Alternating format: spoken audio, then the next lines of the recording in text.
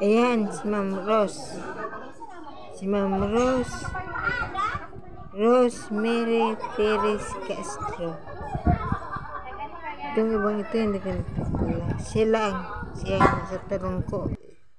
Siya na lang ang natitirang pioneer teacher dito noon. Mga bago na itong lahat. Ay, bakit ka sumama? Hindi ka nagsama, tapos ka na, oy. Tapos na kita nagsama doon sa isa.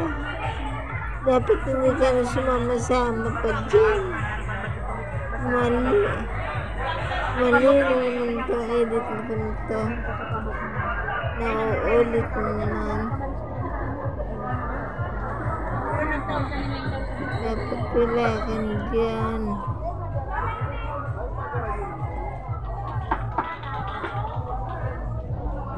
Dumating na sila.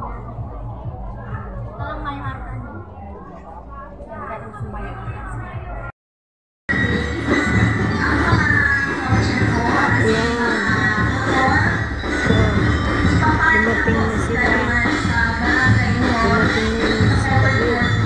Pero bakit mo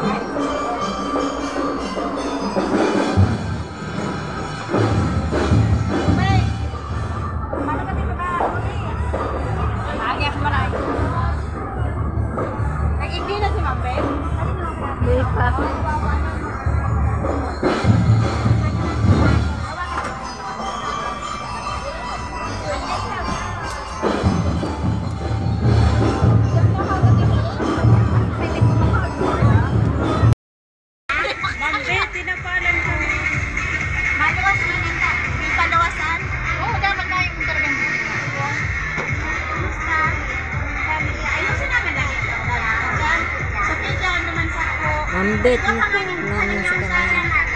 Hindi na jobet. Nasa mambet na kami. Mambet. At least nakanood ka mo. Uod pa kasi pera ka mo nga. Pera ka kami masa nanina. Masa kita nanina.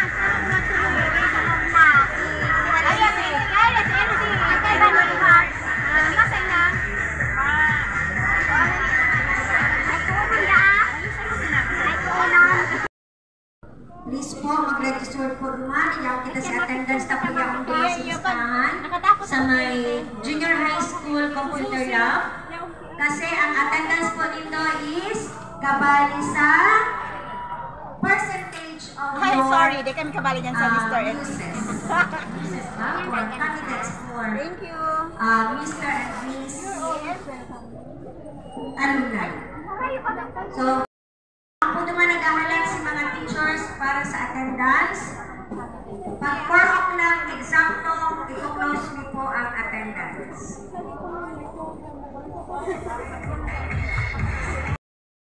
Mayo po naman sa hindi sa pinag 675. Teachers, hello, Manay. Hi,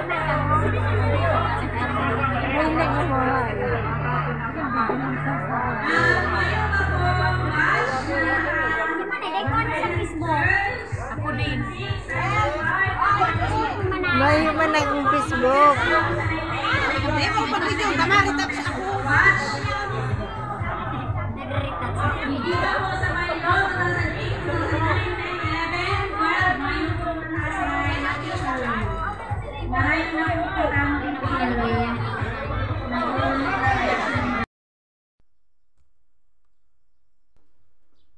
Ayun po. Hindi naman po ako huminto. Hindi ako huminto sa aking journey.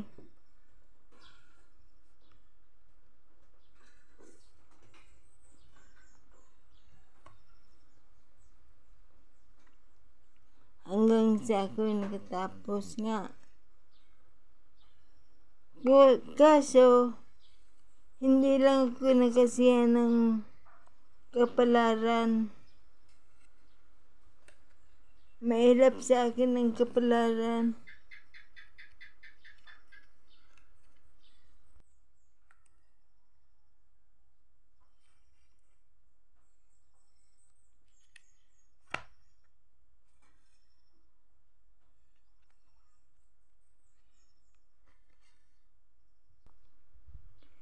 Yan po si Ma'am Jubet.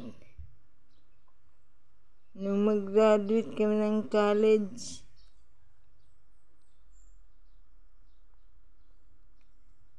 bata pa po siya noon. At ito naman ako.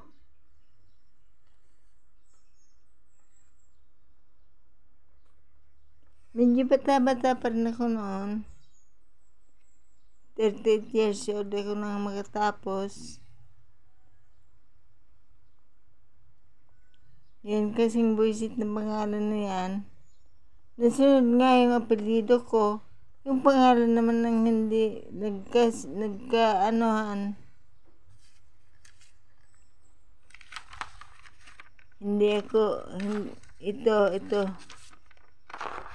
Josepina Jocelyn yung aking pangalan. Kaya hindi talaga ako makakaitim kasi yung ginamit ko din ay yung nasa marriage contract ko na mali. Sisimula pa ay mali na talaga. Nangyari po kasing Josepina kasi yung pare ayaw niya daw binigyan na ang pangalan ay Jocelyn. Kasi yung Jocelyn daw sa foreign name daw yun. Ang basa naman kasi talaga kung anuhin mo ay Jocelyn. O mali po yung aking Jocelyn dyan. Si mama naman, yung register namin, isinunod niya sa kasal namin. Alam niya namang mali yun. Sabi ko, sundan niya ng pagpapalit ng pangalan ko. Yung Jocelyn, nagaling sa NSO. Gusto niya raw magamit ko ang aking apelido na Navarro. Yung Navarro pala, sa exam, pwede rin yung mapalitan.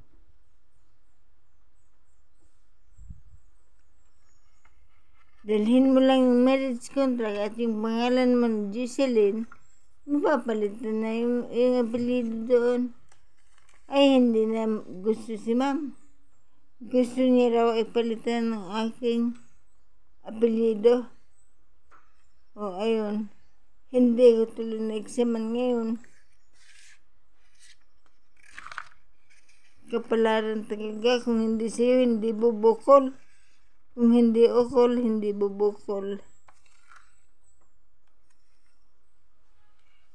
Kung hindi ka talaga kinakasiyahan ng kapalaran, ay talagang wala.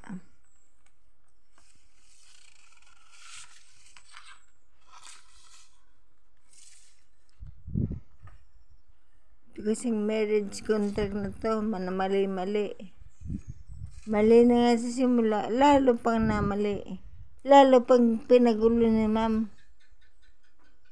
Kung sino niya yung Jocelyn, nagaling sa NSO, di siya na naman siguro ay naka-exam ako kahit paano. Yan. Kung yan ang sinundan niya, naka-exam sana ako.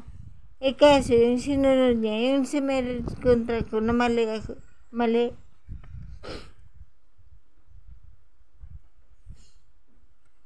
Kaya naiinis ako. Nagagalit na nalulungkot sa nangyari sa buhay ko.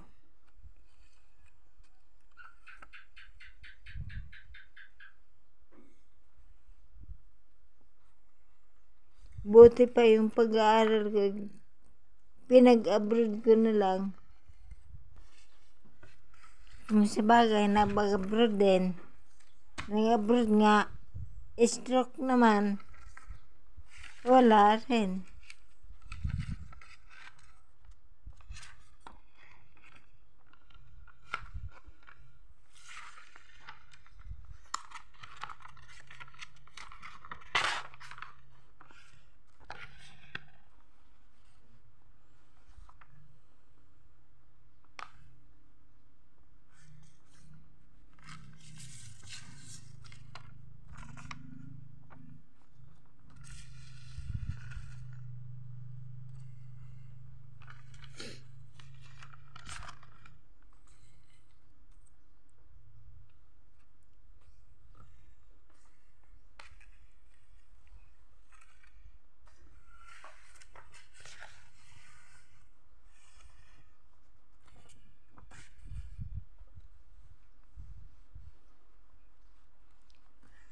Mali ang pangalan ko. Naging sigabal tuloy sa pagtatrabaho ko, sa pagsisikap ko.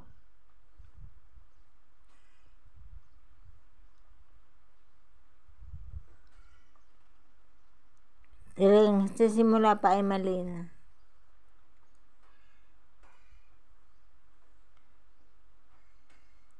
Kaya sana ba? Ako.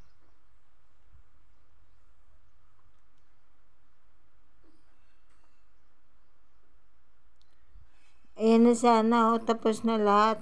Yung sa kinuha ko na lahat yung aking transcript of record. Lahat na. Mayroon na akong PSA, mayroon ng marriage contract, itong transcript, nakahanda na. Hindi rin ako nakapag-exam. Hindi rin ako nakapag-apply sa RISA.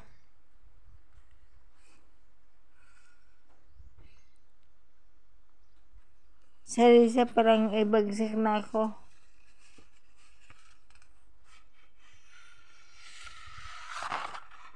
Paano kailangan ay yung tamang birth certificate at tamang marriage contract.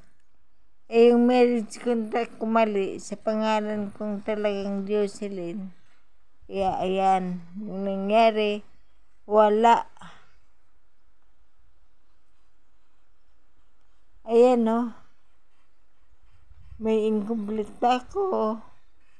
Mayroon pa nga akong mayroon pa ako diyang 0, ay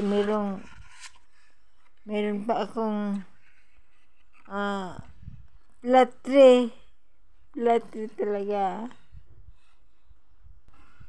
Kung di mo ba naman gusto si madam, di flat 3 nga. Visit na professor ko yun. Flat 3 lang. Flat 3, hindi 0. Bihira ka naman. Incomplete. Pero pag incomplete ko, nang mabigyan na ako ng grades, 1.75 naman. Pambihira. Flat 3, hindi 0. Pambihira ka.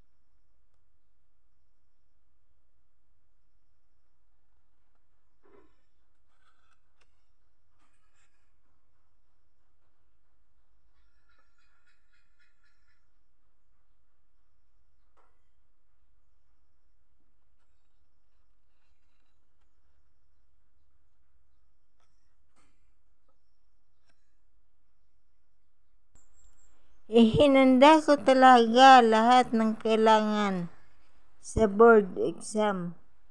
Pero wala, hindi ako nakapag-board. Kasi sa pangalan na ito, wala man lang nakatulong sa akin. Nagtanong din ako doon kay professional thinker dito sa YouTube. Pero hindi, kailangan daw talaga ayusin ko sa local register namin.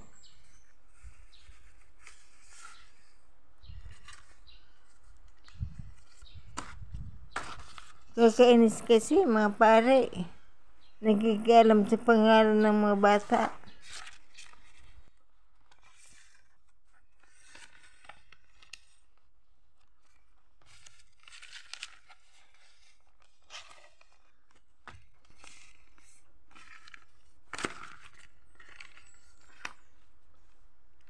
Lalo na si ma'am.